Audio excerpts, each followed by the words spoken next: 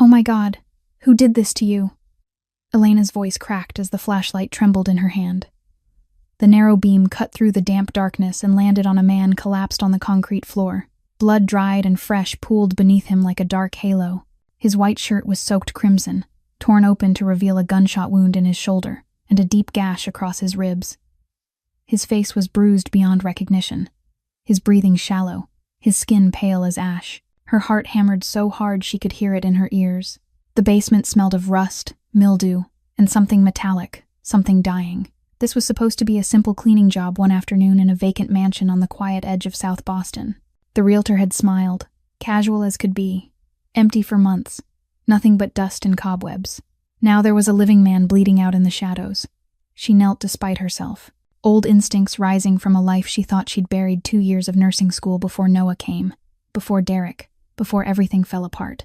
She pressed her hands against the wound in his side, feeling the wet warmth seep through her fingers. He groaned, eyes fluttering open, gray eyes, cold and sharp, even through the haze of pain. "Don't," he rasped, grabbing her wrist with surprising strength. "Don't call anyone. You'll die if I don't help you. I'll die faster if you do." Elena's jaw tightened. She pulled gauze from her bag, always prepared, always careful, and pressed it hard against the wound. He hissed through clenched teeth, but didn't push her away. She worked quickly, cleaning the blood from his temple, checking his pulse, tipping water slowly to his cracked lips. Color returned to his face in fragile increments. "What's your name?" she asked. A pause. His gray eyes studied her, calculating, even now. "Dominic," he said finally. "Dominic Crane." The name hit her like a freight train. Crane. The billboards downtown. The casino empire. The man whose face graced Forbes covers, and whose name was whispered in the same breath as power and danger. The man who had vanished 3 weeks ago without a trace. Her mouth went dry. "You're that Dominic Crane?" "I was," he said quietly, a bitter smile ghosting across his bloodied lips. "Before my brother decided I was worth more dead than alive." Then from above came the faint sound of footsteps. Elena froze. Dominic's eyes widened, not with fear, but with something darker. Warning. The footsteps grew louder. A door opened somewhere upstairs. A man's voice, sharp, irritated, muttered into a phone. The basement light snapped on. What the hell? A tall man in a tailored coat stood at the top of the stairs, phone still pressed to his ear. Handsome, clean cut, with the same gray eyes as Dominic but colder, emptier. His gaze landed on Elena, then flicked past her to the blood-soaked figure on the floor. His expression shifted from surprise to rage in a heartbeat. "Who the fuck are you?" Elena scrambled to her feet, heart pounding. "Sir, I'm the cleaner. The realtor sent me. I just got here, I haven't seen anything, you're covered in blood." He descended the stairs slowly, each step deliberate, predatory. "And you're telling me you haven't seen anything?" "I thought it was a dead animal. I was just checking." He moved faster than she expected. His hand closed around her throat, slamming her back against the wall. Her head cracked against the concrete. Stars exploded behind her eyes. "You people," he hissed, breath hot against her face. "Always think you can stumble into places you don't belong." His grip tightened. "Who's going to believe a cleaning lady over me?" Elena clawed at his hand, gasping. "Please, I have a son." Something flickered in his eyes. Not mercy, calculation. He released her with a shove that sent her sprawling to the floor. "You talk about this to anyone, police, press, your fucking priest, and I will destroy everything you have." He crouched down, tilting her chin up with one finger. "Your job, your apartment, your son's school, everything. Do you understand?" She nodded rapidly, tears streaming down her face. "I won't say a word, I swear." "Good." He stood, straightening his coat. "Get out, and if I ever see your face again, you'll end up worse than him." Elena scrambled up the stairs, legs shaking, lungs burning. She burst through the front door and ran to her car, hands trembling so violently she dropped her keys twice. She didn't look back. She couldn't. But as she drove away, the image of Dominic's eyes followed her, gray and sharp, filled with pain and something else. Something that looked almost like hope. That night, after Noah was asleep, Elena sat on the edge of her bed, staring at the ceiling. Her throat still ached where Marcus had grabbed her. Her hands still smelled like blood, no matter how many times she washed them. His voice echoed in her mind. Low, broken. "Don't call anyone." He knew his brother would kill him. He knew no one was coming. And still, he hadn't begged, hadn't pleaded, just looked at her with those gray eyes like he'd already accepted his fate. Elena closed her eyes, knowing she should forget, knowing she should protect Noah above everything else, knowing that walking back into that house meant walking into a world she couldn't begin to understand. But she also knew with a certainty that settled heavy in her chest that she had been the one in the dark once. Bleeding, broken, praying for someone to come, and no one had. She couldn't be that person. She couldn't walk away and live with herself. Elena opened her eyes. Decision made. Tomorrow, she would go back. If Elena's courage gave you chills, hit that like button and drop a comment telling me where you're watching from. Share this story with someone who needs to hear it today. You never know whose life it might touch. And don't forget to subscribe so you won't miss what happens next. The next morning, Elena woke before the sun rose. She'd barely slept at all. The image of the man lying in a pool of blood had haunted her through the night. She stood in the kitchen, looked toward Noah, sleeping soundly in the room, and then made a decision she knew could change everything. She opened the medicine cabinet and took out everything she could use: bandages, antiseptic, the antibiotics left over from when Noah had strep throat, fever reducer, medical cotton. She added 2 bottles of water, a few protein bars, and a loaf of bread to an old cloth bag. Her hands trembled slightly as she pulled the zipper closed. She knew exactly what she was doing. She also knew how insane it was, but she couldn't stop. Around 8 o'clock in the morning, Elena knocked on the door of the apartment next door. Mrs. Patterson, the 72-year-old neighbor with snow-white hair and a gentle smile, opened it. She often helped watch Noah when Elena had to work the night shift. Elena tried to keep her voice steady. "I have to go clean a house out in the suburbs, and I might be home late. Could you watch Noah for me, Mrs.?" Patterson nodded without a shred of suspicion. She reached out and pinched Elena's cheek with affection. "Go on and work, sweetheart. Don't you worry. Noah will be here with me." Elena hugged Noah tight before she left, breathing in the scent of children's shampoo in her son's hair. If something happened to her today, this might be the last time she ever held him. The thought stabbed through her chest. Still, she walked out the door. She drove to the mansion close to 5 o'clock in the evening, when the sunlight began to fade. She'd watched from a distance for a full hour, making sure there were no cars parked in the driveway, no shadow moving behind the panes of glass. Marcus wasn't here, at least not right now. Elena broke in through the back door, where the lock was old and easy to force. Her heart hammered wildly as she went down the basement stairs, a flashlight in her hand sweeping each step. The smell of blood and damp rot hit her in the face. Then she saw him. Dominic was still lying there, in the exact spot as yesterday, as if he didn't have the strength to move even an inch, but something was different. His face was flushed, sweat soaked his forehead. His temperature was so high she could feel the heat radiating from him when she dropped to her knees beside him. He was delirious, lips moving around, words that didn't make sense. Infection. The wound had gotten infected. Elena moved on instinct.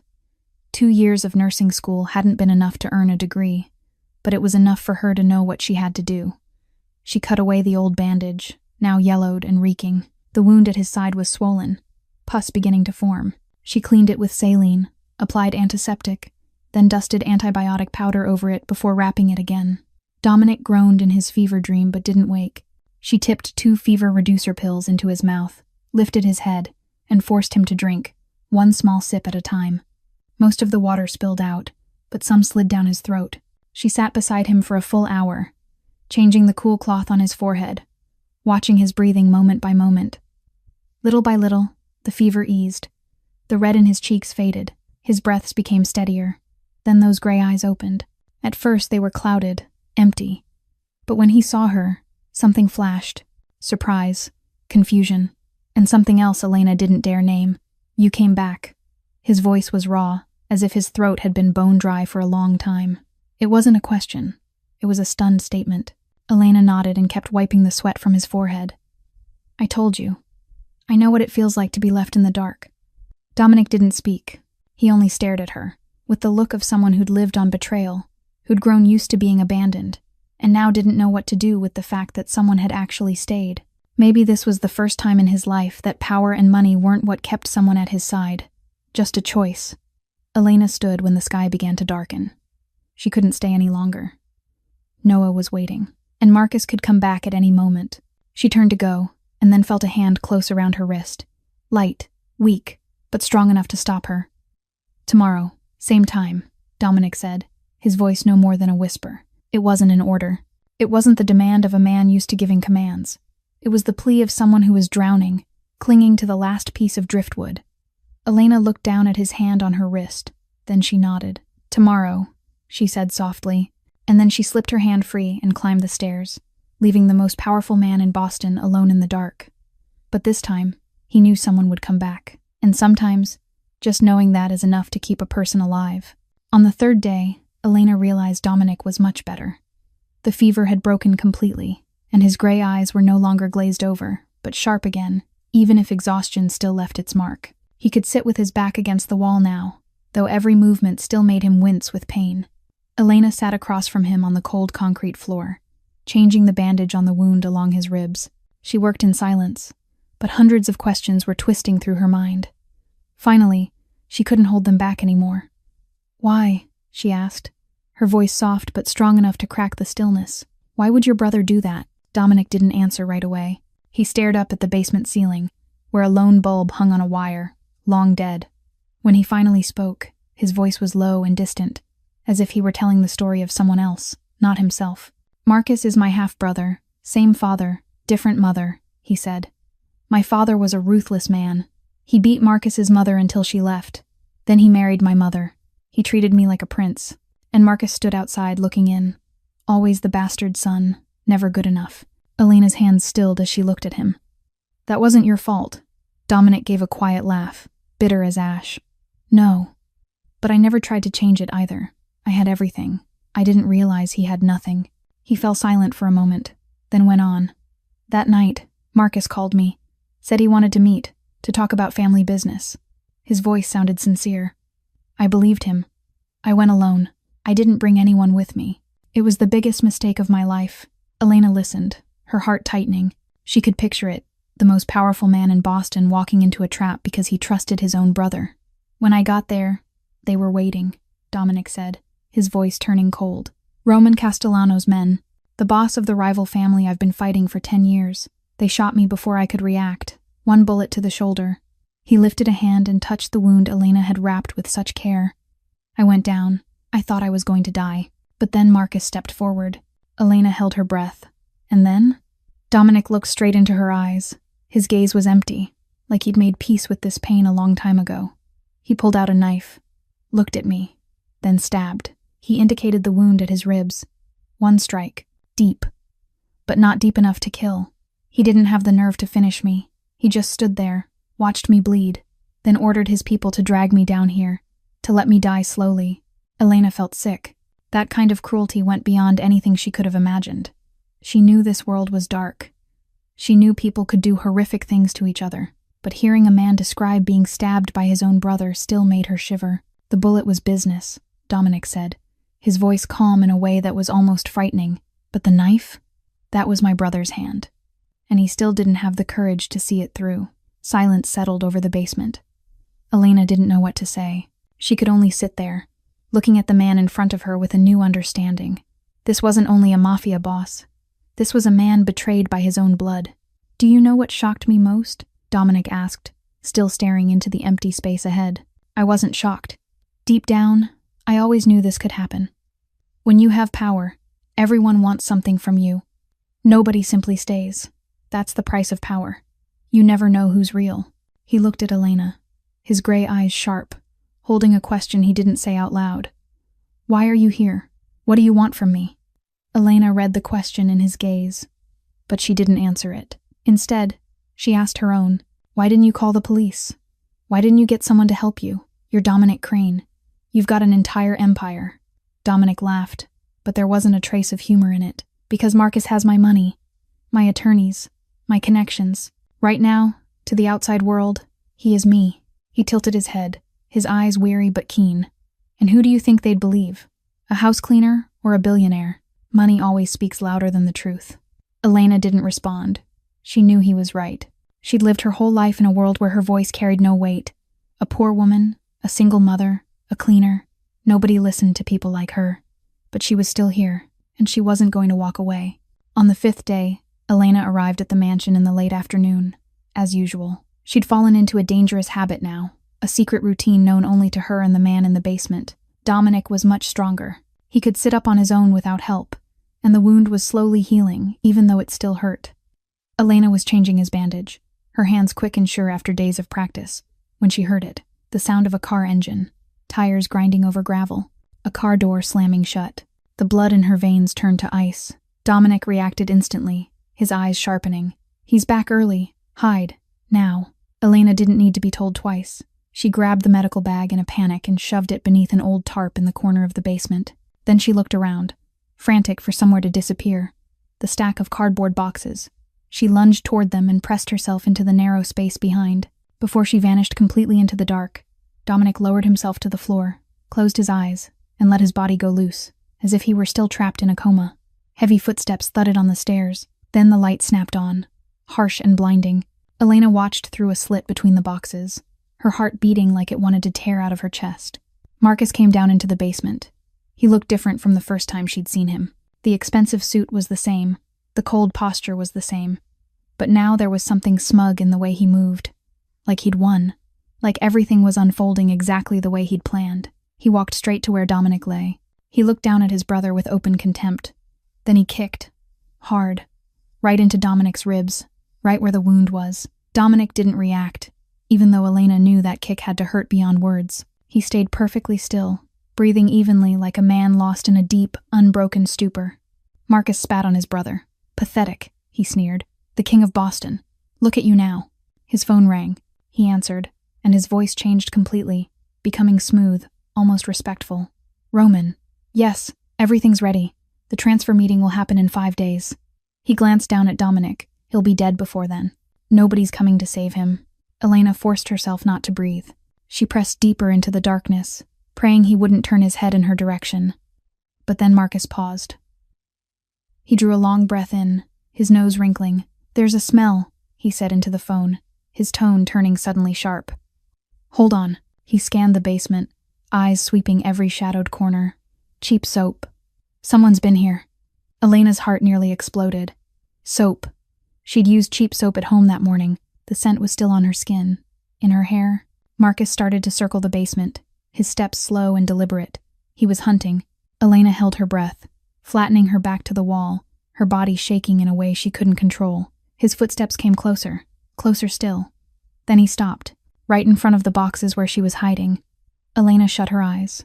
She could hear his breathing, could feel his presence only a few steps away. This is it, she thought. Noah, her son. She was never going to see him again. Marcus's phone rang again. He muttered a soft curse, then turned and walked away to answer. Elena nearly collapsed from relief, but then she heard what he said, and the blood in her veins turned to ice all over again. Yeah, run that name again for me. Elena Vance, 127 Maple Street, apartment 4B. She's got a kid at Jefferson Elementary. Name's Noah, 6 years old.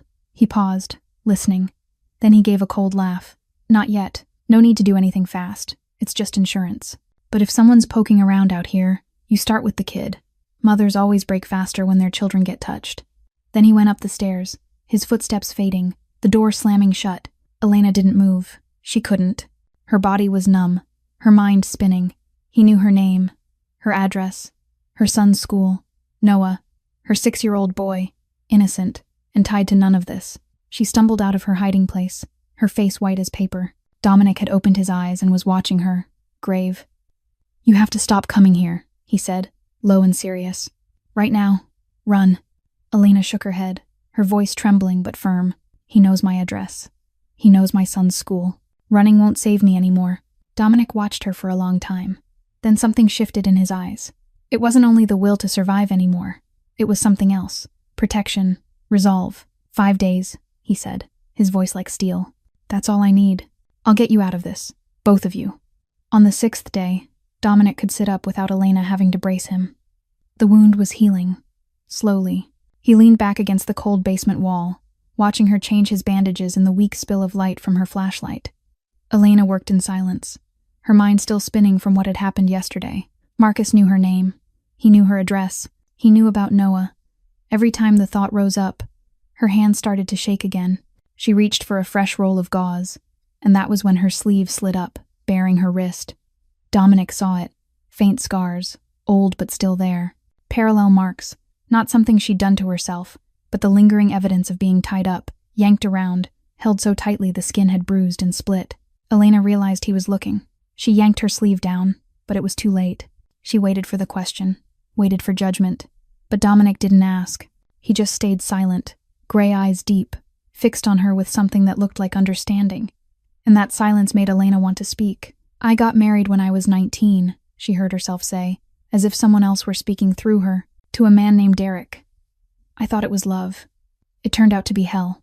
Dominic still didn't speak. He only listened. 3 years, she went on, her voice flat, like she was describing another woman's life. 3 years I lived in fear. Every day I wondered what I'd do wrong today, what I'd get hit for today. She looked down at her wrist. "I ran when I found out I was pregnant. Not because I was brave, because I couldn't let my child grow up in that. Derek came after me. He was drunk, driving like a maniac. Then there was an accident. He died." She lifted her eyes to Dominic. "I didn't save myself. I just survived long enough for fate to handle it." Dominic was quiet for a long time.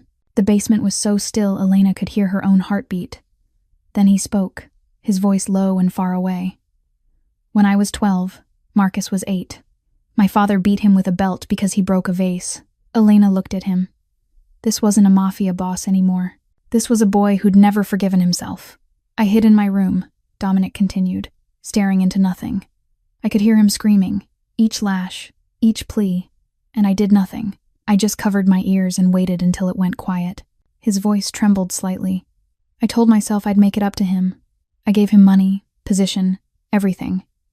But I never gave him what he actually wanted." "What was that?" Elena asked softly. "To be seen as an equal." Dominic gave a small laugh, bitter as bile. "Not charity. Not a little brother who only got leftovers. Equality." He shook his head. "Instead, I gave him reasons to hate me while pretending I was being generous." "That doesn't excuse what he did," Elena said, her voice firm. "No," Dominic said, "but it explains it, and I have to live with my share of responsibility." Silence settled over them again. Two people with different wounds, but the same kind of pain. Both of them victims, both carrying guilt that was never theirs to begin with. Then Dominic reached out, slowly, gently. His fingers touched Elena's throat. Where the bruise Marcus had left was still dark against her skin. She flinched, but she didn't pull away. He didn't say a word. He only left his fingers there, feeling the trace of violence his brother had laid on her. In those gray eyes, Elena saw a quiet, smoldering rage. Not at her, at Marcus, at himself for letting this happen. "You're not a victim," Dominic said, his voice low and certain. "You're a survivor. There's a difference." Elena looked at him. The man in front of her had changed in her eyes. He wasn't Dominic Crane anymore, Boston's terrifying mafia boss. He wasn't the man the rumors said could kill without blinking. He was just a man with scars no one could see. A man trying to make amends for mistakes that were already too late to fix. A man who, like her, was searching for a way out of his own past. That afternoon, before Elena left, Dominic called her back. He slid a silver ring off his finger and held it out to her. The ring was heavier than Elena expected, and on the inside were 2 engraved initials. D.C. "You need to find someone," Dominic said, his tone grave. "His name is Jimmy, James Chen. He's the only person I trust completely. If there's anyone who can help us, it's him." He described the address of a bar in Chinatown called the Red Lantern. "Red Lanterns. You go inside, find a middle-aged Asian man sitting in the back corner. Tell him the old man sends his regards, then give him this ring." Elena nodded and slipped the ring into her coat pocket. She didn't ask why Dominic couldn't reach out himself. She already knew the answer. He couldn't trust anyone in his organization anymore. Marcus had taken control. Any call could be monitored. Any message could be a trap. Only the direct presence of an outsider, someone no one would suspect, could break the siege. That night, Elena knocked on Mrs. Patterson's apartment door. The elderly neighbor opened it with her familiar smile. "I have to work the night shift," Elena said, trying to keep her voice steady even as her heart raced. "Could you watch Noah for me?" Mrs. Patterson nodded without a hint of doubt. "Go on, honey. He'll be just fine with me." Elena hugged Noah tight and kissed her son's forehead. She didn't know what tonight would bring. She didn't know if she'd make it back, but she knew she had to do this. She drove to Chinatown after the city lights came on. The Red Lantern sat in a narrow alley, red light spilling from hanging lanterns onto wet pavement. Elena took a deep breath and stepped inside. The bar was dim and crowded. The smell of cigarette smoke and whiskey clung to the air. She scanned the room, searching for the man Dominic had described. The back corner. A middle-aged Asian man sat alone, his back against the wall, his eyes taking in the entire room.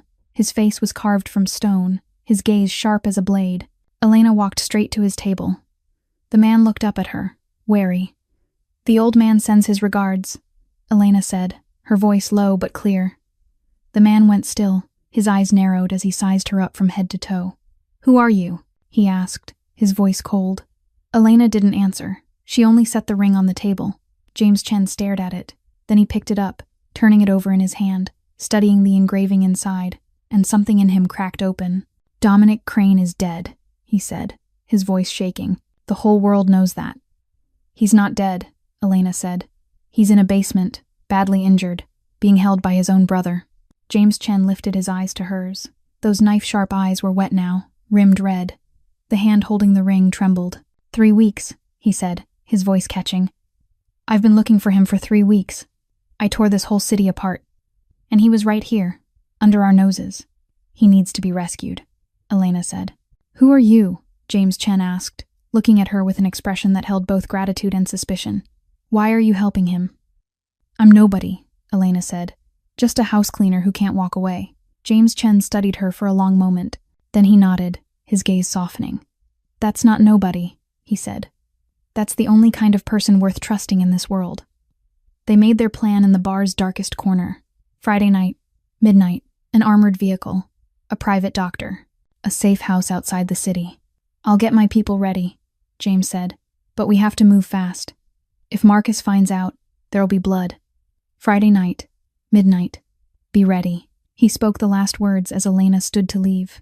She stepped out of the bar, her heart hammering in her chest. She didn't notice the black car parked across the street. She didn't see the man inside lifting his phone. She didn't hear the quiet click of a photo being taken. And she didn't know that everything she'd just done had been recorded, moment by moment. Friday night, close to midnight, Elena sat in James Chen's car, her heart pounding so hard it felt like it might burst through her ribs. They parked one street away from the mansion, tucked into the darkness beneath the tree canopy. James checked his gun with practiced, icy precision. "Ready?" he asked. Elena nodded, even though she wasn't sure she truly was. They moved through the night, slipping past the fence and across a lawn glazed with dew. The back door was still unsecured, just as it had been every time Elena broke in. She led James down into the basement, where Dominic was waiting. He was already sitting up, his eyes lighting when he saw them. "Jimmy," Dominic said, his voice thick with emotion even as he tried to keep it steady. James Chen stepped closer and dropped to a knee beside his boss. His eyes were rimmed red. 3 weeks, boss. I thought you were dead." "So did I," Dominic said, until she showed up. He looked at Elena, his gaze holding something she didn't dare name. They helped Dominic to his feet. He was weak, but he could walk if someone supported him. James on one side, Elena on the other. They guided him up the stairs, slow step by slow step. Before they stepped out of the house, Dominic turned to Elena. "No matter what happens, you stay behind me," he said, in a tone that wasn't a request. It was an order. Elena was about to argue, but the look in his eyes silenced her. They crossed the lawn toward the car waiting in the shadows. 20 meters to go. 15. 10. Then everything shattered. Headlights flared from 3 directions, so blinding Elena had to squeeze her eyes shut. When she opened them again, they were surrounded. Black vehicles formed a wide arc, and armed figures stepped out of the darkness. And at the center of it all, Marcus walked forward, clapping slowly with a victorious smile. "A house cleaner playing the hero," he said, his voice dripping with mockery. Elena's blood turned to ice. He knew. From start to finish, he'd known. The photos from the bar. She'd been followed. Another car rolled in behind Marcus. The door opened. A man stepped out, and the air seemed to thicken around him. He looked about 50, silver hair, an expensive suit, eyes cold as a snake's. Roman Castellano. Elena had heard Dominic speak the name. The boss of the rival family. The one behind the plot to assassinate Dominic. Roman walked straight toward them, his gaze locked on Dominic. "Dominic Crane," Roman said, smooth as silk and sharp as steel. "Boston's great king. Look at you now, bleeding, broken, rescued by a maid." Dominic straightened despite the pain, his shoulders pulling away from James and Elena. He faced Roman with pride that didn't bend an inch. "Roman," he said, his voice cold as ice, "still letting other people do your dirty work for you?" Roman smiled. Your brother came to me himself, begged me to help him take what should have belonged to him all along. How could I refuse that kind of family loyalty? He stepped closer, lowering his voice into something that carried a threat like a blade. I'm going to enjoy watching you die. And after that, I'm going to take everything you built. Your casinos, your hotels, your city. Marcus moved to Roman's side, his eyes burning with hatred as he stared at his brother. Kill them all, he ordered. Make it look like a robbery. Roman nodded, then glanced at Elena. The woman too. No witnesses. Elena felt her knees start to give. She was going to die. Right here. Tonight. Noah would be motherless. Her son would grow up without her, the way she'd grown up without anyone. Everything happened in a heartbeat. James Chen drew his gun before anyone could react. 2 shots cracked the air, and 2 of Roman's men dropped. Chaos exploded. Gunfire erupted from every direction. Elena was yanked down to the ground, Dominic's body covering her even though blood was still leaking from his old wound. Somehow, despite how weak he was, Dominic grabbed a gun from the hand of a dead man nearby. He fired and hit someone, aiming at Elena. Then another. She lay beneath him, hearing the shots thunder, feeling the heat of bullets ripping past them. Then Dominic groaned, a raw sound of pain he couldn't hold back. A bullet drove into his back as he bent over to shield her. No, Elena screamed. Dominic didn't collapse. He stayed over her, still shielding her, even as his shirt darkened with blood. Then, like a miracle, sirens sliced through the alley. Headlights blazed in, and other vehicles surged forward. James's people, the backup team he'd quietly summoned. Reinforcements had arrived. Roman and Marcus looked around, realizing the tide had turned. Without another word, they jumped into their car, tires shrieking on the pavement as they disappeared into the night. The remaining gunmen either went down or surrendered. James ran to Elena and Dominic. Boss, he called, frantic. We have to get you out of here now. Elena helped lift Dominic, her hands slick with his blood. He was pale, his breathing thin, but he was still conscious. Stay with me, she said, her voice shaking. Don't you dare die. You hear me? Dominic looked at her, a faint smile on his blood-smeared lips. Not yet, he whispered. I still haven't taken you out to dinner. The wooden cabin sat deep in the outskirts forest, nearly 2 hours from the city by car. All around it, there were only trees and darkness, not a single neighboring light because there simply were no neighbors at all. This was the secret hideout James Chen had prepared years ago for situations like this. They carried Dominic inside and laid him on the bed in the main bedroom. He'd passed out on the drive, having lost too much blood. His face was white as paper, his lips drained of color, his breathing so faint Elena had to lean close just to feel it. The organization's private doctor arrived only 20 minutes later. An older man with steady hands and eyes that didn't waver. He ushered Elena out of the room, shut the door, and began surgery right there on the oak bed. Elena sat in the hallway with her back against the wall, eyes fixed on the ceiling. Her hands were still smeared with Dominic's blood, dried and crusted against her skin. She didn't bother to wash them. She couldn't do anything except sit there and wait. James Chen sat a few steps away, his shoulder bandaged too, a bullet having grazed his arm in the gunfight. He didn't speak. He just sat there, silent, waiting the way she was. An hour passed, then 2. Elena took out her phone and called Mrs. Patterson. Her elderly neighbor's sleepy voice came through the line. Noah's fine, she said. He's sleeping like a rock. Don't you worry, sweetheart. Just focus on your work. Elena thanked her and hung up. And then she cried, soundless. Tears simply slid down her cheeks and fell onto her blood-stained hands. She cried because Noah was safe. She cried because she'd almost died tonight. She cried because the man behind that door had taken a bullet for her. She didn't know how long she cried. She only knew that when she lifted her head again, the clock read 3 o'clock in the morning. The bedroom door opened. The doctor stepped out, sweat soaking his brow, but his expression had softened. He's out of the danger zone, he said. The bullet didn't hit any vital organs. He needs rest, but he'll live. The doctor paused, then looked at Elena. He wants to see you. Elena stood, her legs trembling as she stepped into the room. Dominic lay on the bed, white bandages wrapped around his chest, his face still pale, but his gray eyes were open. He watched her come in, and something flickered in those tired eyes, a small thread of light. Elena sat on the edge of the bed and looked at him. You almost died because of me, she said, her voice shaking.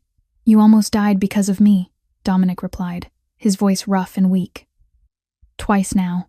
Silence settled over them.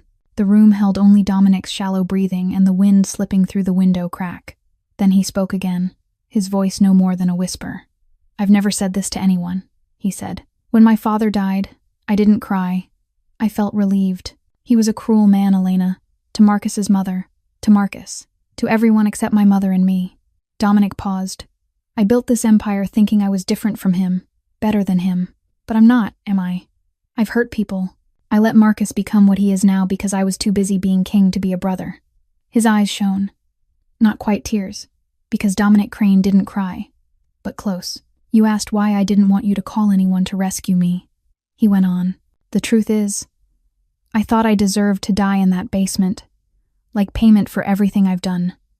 Elena took his hand, her small hand in his, but she held on tight, as if she could pour strength into him through her skin. "Then why did you fight?" she asked softly. Dominic looked at her, gray eyes deep and steady. "Because you came back," he said, "and I thought, if someone like you can see something worth saving in me, then maybe it really exists." They didn't kiss. There were no promises of love. There was nothing but Elena's hand holding Dominic's. She stayed there beside him until those gray eyes drifted shut and his breathing evened out. For the first time in his life, Dominic Crane didn't sleep alone. James Chen stood outside the door, watching through the narrow crack. He saw Elena sitting by the bed, holding his boss's hand. And for the first time in 3 long, brutal weeks, he smiled.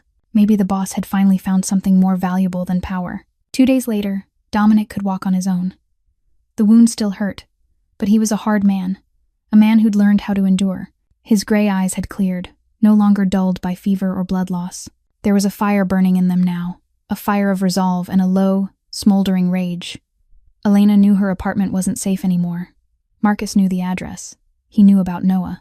She couldn't leave her son there for even one more day. So, with James Chen's help, she quietly brought Noah to the cabin. Mrs. Patterson was told Elena had to take her boy to visit relatives out in the suburbs for a few days. The elderly neighbor didn't press for details, only wished mother and son peace and safety. When Noah stepped into the cabin, his eyes widened with curiosity. Then he saw Dominic, a tall man with white bandages wrapped around his chest, a stern face, cold gray eyes. Noah took a step back and hid behind his mother's leg. Dominic caught the fear in the boy's eyes. And instead of standing over him, he did something Elena doubted he'd ever done in his life. He knelt down, lowering himself to the eye level of a 6-year-old. "You must be Noah," he said, his voice gentler than Elena had ever heard it. "Your mother talks about you all the time." Noah looked at him, still wary. "Are you the man my mom saved?" Dominic smiled, and for the first time Elena saw a real smile on his mouth. "That's right, and I'm going to make sure no one ever hurts your mother, or you. Ever." Noah studied him for a long moment, as if weighing whether he should believe this man. Then the boy nodded, accepting the promise. That afternoon, Dominic met with the people who were still loyal. They sat around the wooden table in the living room, James Chen standing beside his boss like a shadow. Dominic laid out the plan. The transfer meeting would take place tomorrow night at the Crown Hotel in downtown Boston. Marcus would officially announce Dominic was dead and take control of the entire empire. Roman Castellano would be there to witness it and claim his share. That was when Dominic would appear. But not alone. He'd secretly contacted the FBI through his personal attorney. A deal had been signed. Dominic would deliver Roman Castellano, a man responsible for countless federal crimes, in exchange for immunity for the Crane organization on the related charges. The FBI would be there. Roman would be arrested, and everything would end. After the meeting, Elena pulled Dominic out onto the porch. She needed to speak to him alone. "And Marcus?" she asked, her voice tight with worry. "What's going to happen to him?" Dominic didn't answer. His jaw hardened, his gray eyes darkening. That silence was the answer. "You're going to kill him," Elena said. Not a question, but a statement. Dominic looked at her. "He tried to kill me," he said, his voice like steel. "He threatened your son, and if you kill him, you become exactly what he thinks you are," Elena replied, stepping closer. "A monster without a conscience." "There are monsters the world needs," Dominic said. Elena held his gaze. "The man who told me he hid in his room while his little brother was beaten, that man isn't a monster. Don't let Marcus turn you into one." Dominic didn't respond. He only stood there, gray eyes on hers, and Elena could see the battle happening inside him. Between the man who wanted revenge and the man who wanted redemption. Between the Mafia boss and the 12-year-old boy still haunted by his brother's screams. He turned away and looked out through the window. Outside in the yard, Noah was playing tag with James Chen, his clear laughter ringing out in the late afternoon. "Tomorrow night, I'll take it all back," Dominic said, his voice low and distant, "and I'll decide what kind of man I want to be." The Crown Hotel rose like a fortress in the heart of Boston, 30 stories of glass and steel, a symbol of the Crane Empire.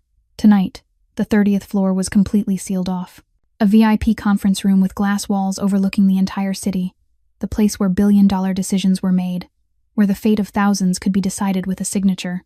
Marcus stood at the head of the table in an expensive gray suit, his hair perfectly styled, a smug smile on his lips. Around him were familiar faces, business partners, attorneys, a few officials Dominic had once bribed.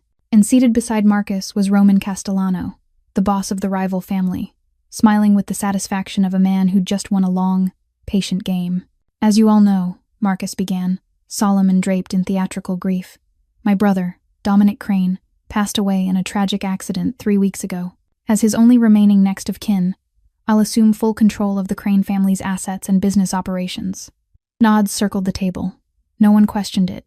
No one doubted. In this world, the dead stayed silent, and the living divided the spoils. Roman raised his glass and winked at Marcus. A new era begins. The conference room doors flew open. Every head turned, and the room froze. Dominic Crane walked in, black suit, no tie, gray eyes cold as ice. He moved slowly, one measured step at a time, like a king returning to his kingdom. Behind him, James Chen and 10 other men followed close, faces blank as stone, hands poised at their sides. The glass in Marcus's hand slipped and shattered on the floor. His face went pale as a corpse, his eyes wide with horror. "Hello, little brother," Dominic said, his voice cutting through the silence like a blade. "Miss me?" Marcus stumbled back a step, legs trembling.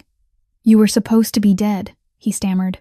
"That's right," Dominic said, a cold smile touching his mouth. "But someone reminded me that even monsters deserve a second chance." Roman Castellano reacted the fastest. He snatched the gun hidden inside his jacket and started to raise it toward Dominic. But in that same instant, the back door burst open. FBI agents poured in, weapons aimed in every direction. "FBI, nobody move." Chaos exploded. Shouts, chairs scraping and toppling, the sharp clink of handcuffs. Roman was slammed to the floor by 3 agents, his hands wrenched behind his back and cuffed. He screamed curses, spat, fought like a caged animal. As he was dragged past Dominic, Roman bared his teeth. "This isn't over, Crane." Dominic looked at him, gray eyes empty of emotion. "It's over," he said coldly. "You should have done it yourself, Roman. Never trust a coward to do a killer's work." Roman was hauled away, his curses echoing down the hallway until they faded into nothing. The room began to empty. The business partners were escorted out for questioning. The attorneys shook. The corrupt officials went gray as ash. Dominic drove everyone out. Even the FBI, even James Chen. "Give me 5 minutes," he said, "with my brother." The room was completely empty. Only the 2 of them remained. Dominic stood there, looking down at Marcus on his knees, shaking all over. "We're blood," Marcus sobbed, tears streaming down his face. "You can't do this to me." Dominic stepped closer, slow and measured. "You stabbed me," he said, his voice low and steady. "You left me to rot in a basement. You threatened a 6-year-old child. And now you talk about blood?" "I did it for us," Marcus cried, his voice desperate. "Father never loved me. You had everything, and I had nothing." Dominic's voice trembled, only slightly, but it would have been enough for Elena to notice if she'd been there. "I could have given you everything, Marcus. The company, the money, all of it. You only had to ask. You only had to be loyal." "I didn't want your charity," Marcus screamed. "I wanted to be equal." Dominic pulled out his gun. Marcus saw it and broke completely, collapsing to the floor, sobbing like a child.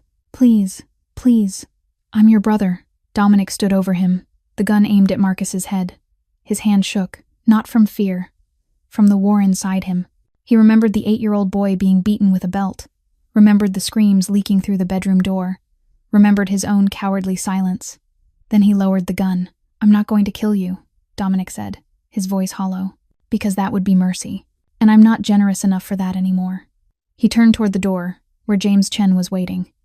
"Call the FBI back in," he said. "I've got one more gift for them." Marcus was handcuffed. He screamed, fought, called Dominic's name. "Brother, I'm your brother. Dominic, Dominic." Dominic didn't look back. Not once. He walked out into the hallway, spine straight, steps steady, and at the far end of the corridor, Elena was standing there. She hadn't listened. She'd come anyway, even after he told her to stay at the cabin with Noah. When Dominic came closer, she saw it. A single tear slid down his cheek. Just one. Then he lifted his hand and wiped it away, as if it had never existed. As if Dominic Crane never cried. A month passed.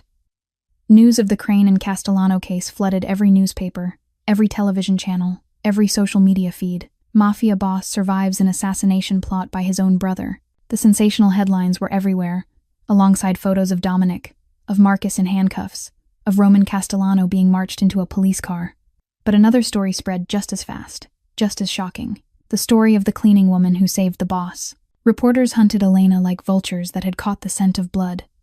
They parked outside her apartment, knocked at all hours, photographed her every time she stepped outside. She had to shield Noah's face whenever she took him to school, had to change her route to work, had to live like someone on the run inside her own city. Then one afternoon, when the noise had finally begun to settle, there was a knock at her apartment door. Elena opened it and found Dominic standing there. He looked nothing like the man she'd found in the basement. The same familiar black suit, but no blood, no bruises. His gray eyes were still sharp and cold, but there was something softer in them when they landed on her. He carried an envelope. She didn't invite him in. He didn't need an invitation. He stepped over the threshold and stood in the middle of her small apartment, with its worn walls and cheap furniture, like a king who'd wandered into a commoner's hut. He held the envelope out to her. Elena opened it. Inside was a check for $2 million, the deed to a house in the suburbs, and a scholarship file that would cover Noah all the way through college. Her hands began to shake. She pushed the envelope back toward him. "I didn't do it for these things," she said, her voice firm. "I know," Dominic said. "That's exactly why I want to give them to you. Not as payment, as a door." Elena looked at him, suspicion filling her eyes. "People like me don't get doors, Dominic. We only get walls." "Then let me knock one wall down," he said, his voice low and sincere. "Not because you saved me, because you deserve it. Because Noah deserves a chance I never had, to grow up without being afraid." Elena fell silent, staring at the papers in her hands. Then she lifted her head and met his gaze. "Why me?" she asked. "You could have anyone. Models, actresses, women who fit your world." Dominic stepped closer. "Because they'd want my money, my power, my name. And you don't want any of it. So what do you want?" Elena asked, her voice barely more than a whisper. "I want you to live," Dominic said, his voice softening. "You saw me bleeding on that concrete floor, broken, betrayed, dying, and you came back. Not for a reward, not for fame. You came back because you couldn't leave a stranger in the dark." He took her hand. "I've had people fear me, use me, worship me, but you're the first person who simply cared. Do you know how rare that is? Do you know what it's worth?" Elena's eyes shimmered. "I'm just a cleaner, Dominic. A single mother with nothing." "You're wrong," he said, gently lifting her chin. "You're the richest person I know. Because you've got something money can't buy. What is it?" "A heart that doesn't turn away." Silence filled the small room. Dominic didn't kiss her. There was no dramatic declaration.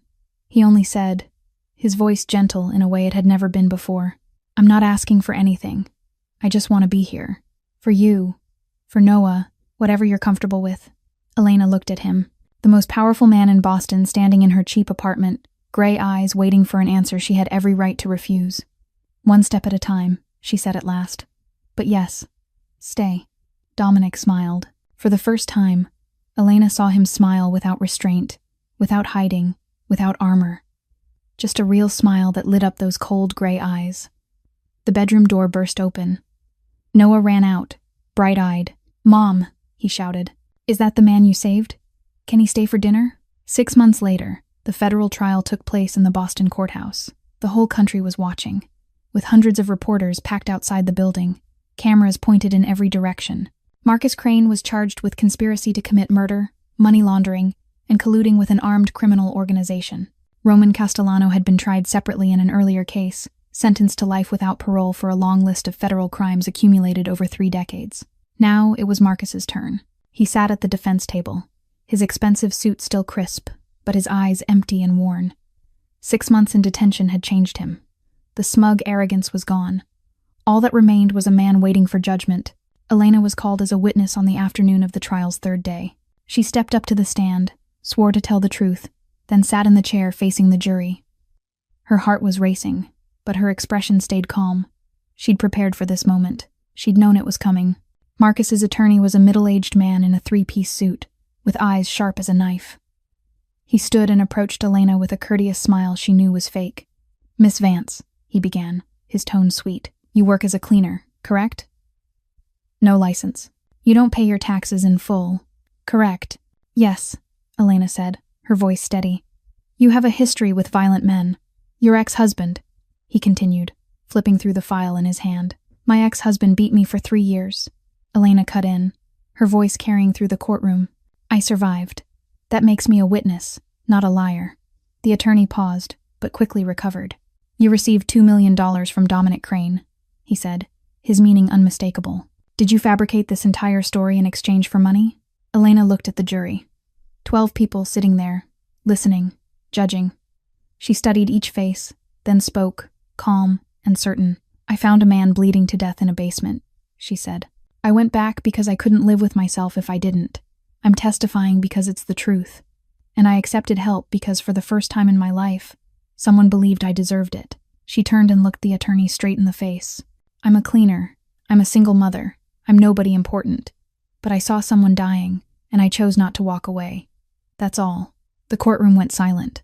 Marcus's attorney stood there, unable to find his next question. In the jury box, a middle-aged woman quietly lifted a hand to wipe away tears. Elena glanced toward the defense table. Marcus was staring at her. His eyes were full of hatred, but there was something else there too. Maybe respect. Maybe recognition. An ordinary woman with nothing in her hands had beaten him with the simplest truth. The trial dragged on for 2 more weeks. More witnesses were called. Evidence was presented. Lawyers argued back and forth. And at last, the jury returned its verdict. Marcus Crane, guilty on all counts. 28 years in prison. No parole for the first 20 years. When the judge read the sentence, Marcus didn't react. He just sat there, eyes fixed straight ahead, as if he'd known the ending for a long time. As he was led away, he turned and looked back at Dominic sitting in the gallery. The two brothers held each other's gaze for a long moment. No words were spoken. Then Marcus turned away, and the door closed behind him. Elena stepped out of the courthouse with Dominic beside her.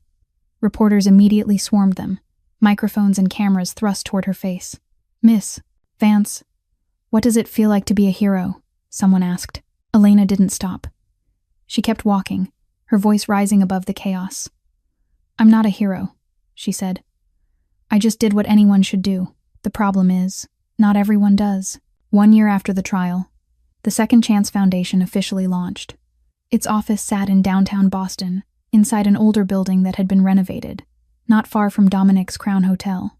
The opening ceremony was simple but warm, with fresh bouquets, hopeful faces, and a brand new sign bearing the organization's name in gold lettering. Dominic funded every operational cost, but from the beginning he made one thing perfectly clear. "This is yours," he told Elena on opening day. "I'm just the one who signs the checks." Elena shook her head, looking at him with gratitude but also with a firm resolve. "I don't want to hand out charity money," she said. "I want to create opportunity, jobs, skills training, legal support for people who don't have a voice." And that was exactly what the Second Chance Foundation did.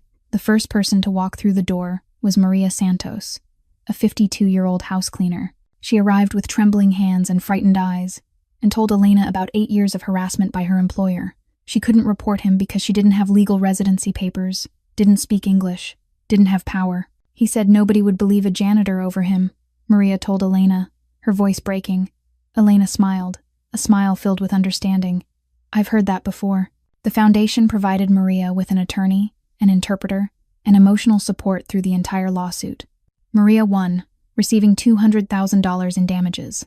Now she manages the housekeeping department of a major hotel downtown, training new staff, answering to no one but herself.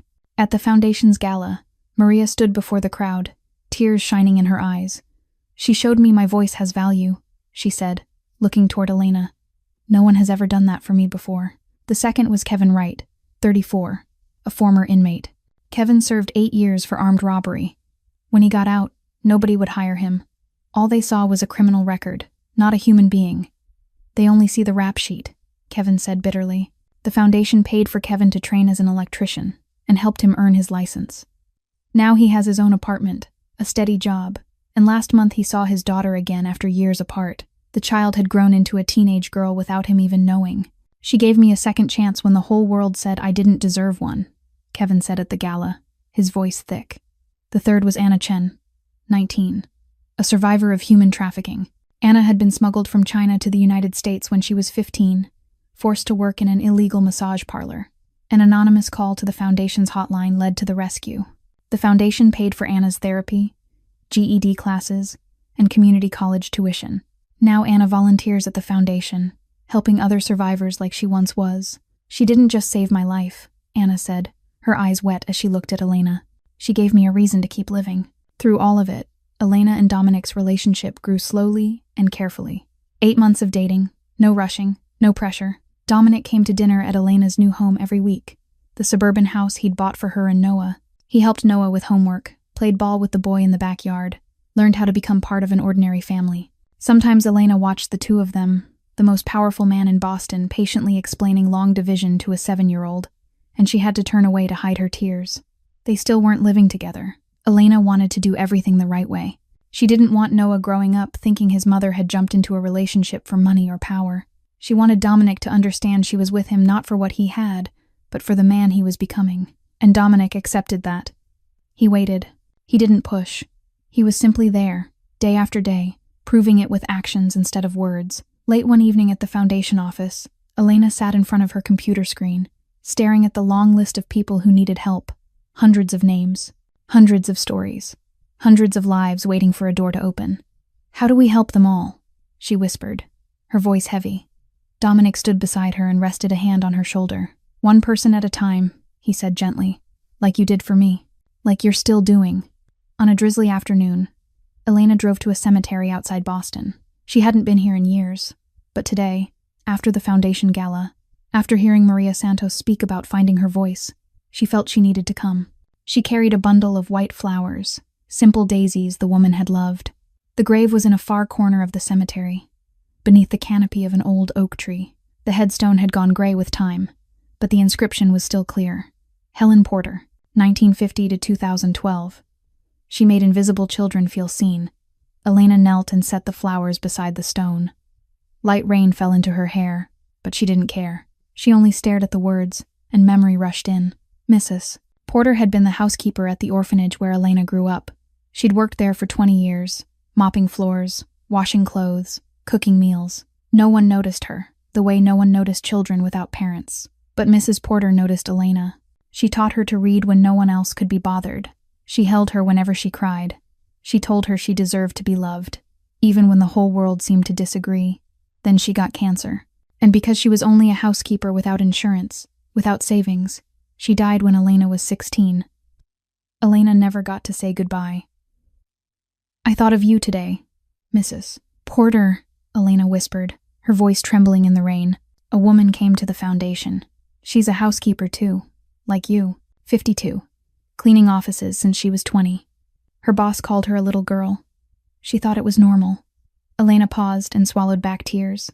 I told her no, not anymore. The wind moved through the branches, leaves rustling like a whispered reply. You always said I had a big mouth, Elena murmured with a small smile through her tears, that I'd get myself in trouble because I never knew when to stay quiet. Turns out, that wasn't a bad thing. I wish you could meet Noah. My son's so smart, Mrs. Porter, and so kind. He laughs like you know? I don't understand why, but he does. She fell silent for a moment and let the rain run down her cheeks, mixing with her tears. And there's a man, she went on, her voice softer now. He's complicated. Dangerous too, maybe. But he looks at me like I matter, not like a housekeeper, or a victim, or someone being handed scraps. Just me. Elena let out a choked little laugh. I think you'd like him, or you'd smack him with a broom and tell him he'd better treat me right. Maybe both. She stood, looking at the headstone one last time. I'm trying to do what you did, she said. Make invisible people feel seen. I hope you're proud of me. Elena walked away in the soft rain, no umbrella, letting each drop fall freely. For the first time in her life, she didn't feel alone.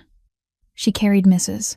Porter with her, in every person she helped, in every voice she lifted up. 3 years after that rainy afternoon at the cemetery, the Second Chance Foundation held its 2-year anniversary celebration in a large hall in downtown Boston. Hundreds of people came, not only donors and officials, but also those the foundation had helped, the volunteers, the people who believed in its mission. The hall overflowed with light and laughter, fresh bouquets placed everywhere, and a large banner hung above the stage that read, 2 years, hundreds of lives, countless second chances. Maria Santos spoke first. She stood on stage in a new dress, confident and radiant, and told the story of her journey from a harassed housekeeper to a respected hotel manager. "My voice has value," she said, her words ringing through the hall. "Elena taught me that." Kevin Wright came next, speaking about 8 years in prison and the stigma waiting for him when he returned to society. He held up a photo of his daughter, the little girl now 12, and calling him Dad. "She gave me a chance when nobody else would," Kevin said, his eyes shining red. Anna Chen, now 22, and in her final year of college, spoke about being pulled out of the hell of trafficking. "She didn't just save my life," Anna said, looking toward Elena in the front row. "She gave me a reason to live." The mayor of Boston stepped onto the stage and presented the foundation with a commendation for outstanding service to the community. Elena accepted the plaque with a humble smile, and she thought of Mrs. Porter, of the woman who'd taught her that invisible people deserved to be seen. Then it was Noah's turn. The 9-year-old walked onto the stage, a little shaky with nerves, but his eyes bright with determination. Elena didn't know what her son was going to say. He'd asked to prepare the speech himself. "My mom taught me that one person can make a difference," Noah began, his clear voice carrying through the hall. "My mom isn't a superhero. She doesn't have superpowers or a cape. She just didn't look away when someone needed help." He paused and looked down at his mother. "Some kids at school asked me why my mom was on TV. I told them it's because my mom is brave. Not the loud kind of brave, the quiet kind. The kind that shows up even when you're scared." Noah smiled. "And that's better than any superhero I know." The hall went silent for a beat. Then people rose to their feet, applause crashing like thunder. Elena cried, tears streaming down her cheeks, not even bothering to wipe them away. This was a moment she'd never dared to dream of. After the ceremony, when most of the guests had gone, Elena and Noah sat on the steps outside the hall, watching people pass in the amber light of sunset. "Mom?" Noah asked, his voice thoughtful. "Do people remember us, after we're gone?" Elena pulled her son into her arms and kissed the top of his head. "Maybe they do. Maybe they don't," she said gently. "But that isn't what matters, sweetheart." "Then what matters?" Noah looked up at her. "What matters is what we do when nobody's watching," Elena said, her voice warm and sure. "Standing up even when you're afraid. Being kind even when it's hard. Mrs. Porter, the woman who raised me, she was never famous. Nobody wrote books about her. But she changed my life. And now I try to change other people's lives. And they'll change more people too." She smiled. "It's like throwing a stone into a pond. The ripples keep spreading even after the stone sinks." Noah thought about it for a moment. "So we just pass it on?" Elena nodded, her eyes shining. "That's right, honey. We pass it on." Footsteps sounded behind them. Dominic came and sat beside them, holding out a cup of ice cream to Noah. The boy lit up and took it. "What are you two talking about?" Dominic asked, looking from Noah to Elena. "Ripples, Dad." Noah answered around a lick of ice cream. "We're talking about ripples." Dominic looked at Elena, confused. Elena laughed and rested her head on his shoulder. "He'll explain later." They had married 6 months earlier. A simple ceremony at City Hall with only Noah, James Chen, and Mrs. Patterson there. No reporters, no noise, just them and the people they loved most. Noah had started calling Dominic Dad the day of the wedding, and it brought tears to both adults' eyes. The 3 of them sat there on the steps, watching the sunset paint the Boston sky red. The most powerful man in the city, the woman who once had nothing, and the little boy eating ice cream with an innocent smile. A family Elena had never dared to dream of. The night after the anniversary, the penthouse on the top floor looked out over Boston, glittering under a sea of lights. Noah was fast asleep in his room, worn out after a long day, heavy with feeling. Elena stood alone on the balcony, letting the night wind move through her hair as she watched the city below like a carpet of light stretching all the way to the horizon. Dominic stepped out and came to stand beside her. He didn't say anything at first, just stayed there, warm and steady, like a rock she could lean on. "Do you ever regret it?" Dominic asked after a stretch of silence. "Going into that basement?" Elena thought. She remembered the fear, the blood, the nights she couldn't sleep. Marcus's hand tightening around her throat. The trial. The camera lenses pointed at her face everywhere she went. "No," she said, her voice certain. "Not for a second." "Why?" "Because I found a father for Noah. I found a purpose. But most of all," she turned and looked at him, "I found my voice again. And I didn't even know I'd lost it." In Elena's mind, images slid past like a film reel. The dark basement, the bloodied man on the concrete floor, the decision to go back even knowing she might die. Marcus's cold voice reading out Noah's name and address. Gunfire in the night. Dominic shielding her with his own body. Standing before the jury, telling the truth while the attorney tried to smear her. Maria, Kevin, Anna, the grateful faces at the gala. Mrs. Porter's grave in the rain. Noah talking about ripples spreading outward. Elena had once believed courage belonged to other people. People with money, with power, with education. People who mattered. But courage wasn't loud. It didn't need a stage or an audience. Courage was steady. It was showing up when you were shaking with fear. It was speaking when your voice was still unsteady. It was protecting someone even when you still couldn't protect yourself. Deep down, Elena was still a cleaner. Still a single mother trying to hold life together. Still nobody important at all. But she'd learned something in that dark basement. Your voice has value, even when it trembles. Even when it feels like nobody's listening. Even when you think you're too small to change anything. Because sometimes, one voice is enough to break the silence. Elena leaned back into Dominic, feeling the steady rhythm of his heartbeat behind her. "What are you thinking?" he asked. "That I'm happy," she said. "Am I allowed to be?" He kissed her hair. "You're required to be." From inside the apartment, Noah's voice called out, "Mom, Dad, can I have ice cream?" Elena laughed. "It's 10 o'clock at night." Dominic raised an eyebrow. "So that means yes, right?" Their three laughs blended into the night air as they went back inside. A family. Under the quiet, she'd found her voice, and it had changed everything. Elena's story teaches us that courage isn't the absence of fear. It's action in spite of fear. That even the most ordinary people can do extraordinary things if they dare to speak up. That kindness, empathy, and human decency can change anyone's fate, even those who seem to have lost everything. And most of all, your voice, no matter how small, has value and deserves to be heard. If this story touched your heart, please hit like and share this video with the people you love. Don't forget to subscribe to our channel so you don't miss more moving stories updated every day. We'd truly love to know how you feel about this story. Have you ever met someone like Elena in real life? Have you ever had to make a difficult decision to help a stranger? Please share your thoughts and feelings in the comments below. We always cherish every message that comes from the deepest part of your heart. We wish everyone watching this video good health, a joyful life, and days filled with peace. Thank you for staying with us to the very end of this story. Goodbye for now, and we'll see you again in the next video.